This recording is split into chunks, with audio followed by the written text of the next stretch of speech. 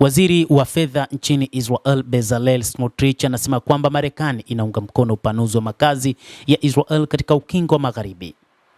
Uendelezaji wa Israel katika upanuzi wa makazi katika ukingo wa Magharibi unafanywa kwa msaada kamili wa Marekani. Hii ni kauli ya waziri wa fedha Bezalel Smotrich akiliambia shirika la habari la Jerusalem Post mnamo Jumanne alipokuwa akizungumza kuhusu msukumo wake wa kujitawala wakati nchi hiyo inaadhimisha miaka 78 ya uhuru wake.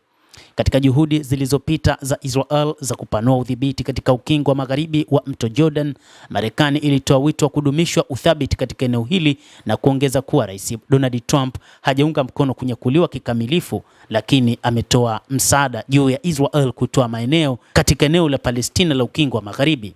Smotrich alisema kuwa hatua zote zilizochukuliwa katika ukingo wa Magharibi zimeratibiwa na rais pamoja na waziri wa mambo ya nje wa Marekani Marco Rubio na balozi wa Marekani kwa Israel Mike Huckabee.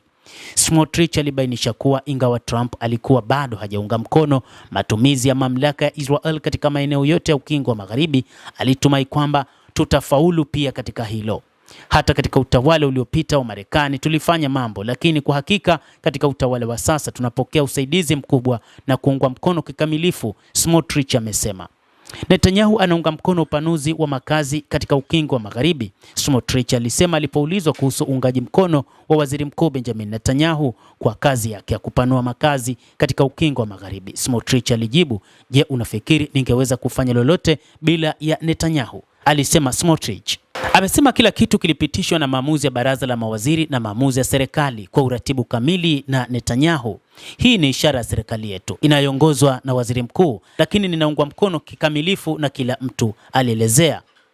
Yudea na Samaria ni sehemu ya kwanza kabisa ya Wayahudi na nchi ya Israel na ni muhimu kwa usalama wetu. Chini ya makubaliano ya Oslo ya miaka ya 1990 kati ya Israel na mamlaka ya Palestina, ukingo wa Magharibi uligawanywa katika maeneo matatu, A, B na C, na eneo C chini ya udhibiti kamili wa Israel. Takribani walowezi 500,000 wa Israel wanaishi katika eneo C, huku makazi mengi yakizingatiwa kuwa halali chini ya sheria za Israel na kujengwa kwenye ardhi ya serikali kupitia maamuzi yaliyoidhinishwa na serikali. Msukumo wa kujitawala kwa Israel katika maeneo yote ya ukingo wa Magharibi kutoka kwa mawaziri wa mrengo wa kulia umeibua shutuma kali kutoka kwa viongozi wa nchi mbalimbali duniani. Tangu kuanza kwa muhula wa kwanza, serikali ya sasa tangu mwaka 2022, zaidi ya nyumba 51 zimeidhinishwa kwa amana na idhini ya mwisho katika ukingo wa Magharibi kulingana na ofisi ya Smotrich mwishoni mwa mwaka 2025. Alipoulizwa juu ya mwitikio wa kimataifa na madhara ya msimamo wa nchi kutokana na upanuzi wa makazi, Smotrich alisema siku hizi kuna lawama chache sana.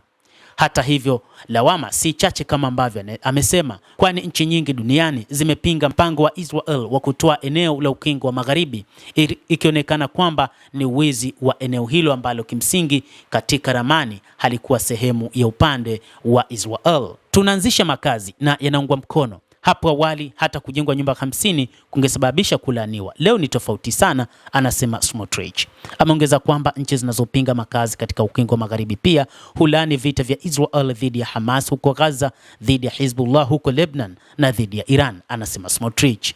Na anadai zaidi kwamba kuna nchi hasa za Ulaya ambazo zimeathiriwa na Uislamu. Viongozi wao wanaishambulia kisiasa Israel na kusimama upande usiofaa wa historia, upande wa mhimili wa Kishia, alisema. Si jambo geni kwamba nchi wakati mwingine kwa sababu ya fikra za ndani za kisiasa huchagua kusimama na uovu badala ya wema. Gaza, ukingo wa Magharibi wa Palestina ni sehemu ya mhimili wa uovu wa Iran. Smotrich alisema kwamba Wapalestina huko Gaza na ukingo wa Magharibi ni sehemu ya mhimili uovu wa Iran. Yudea na Samaria ni kama Gaza na Hezbollah huko Lebanon ni kama Iran. Tunapigania haki yetu ya kuishi, Smotrich alisema. Katika mkesha wa siku ya uhuru, tunapigania haki ya kuishi kama taifa huru la Kiyahudi katika nchi ya kihistoria.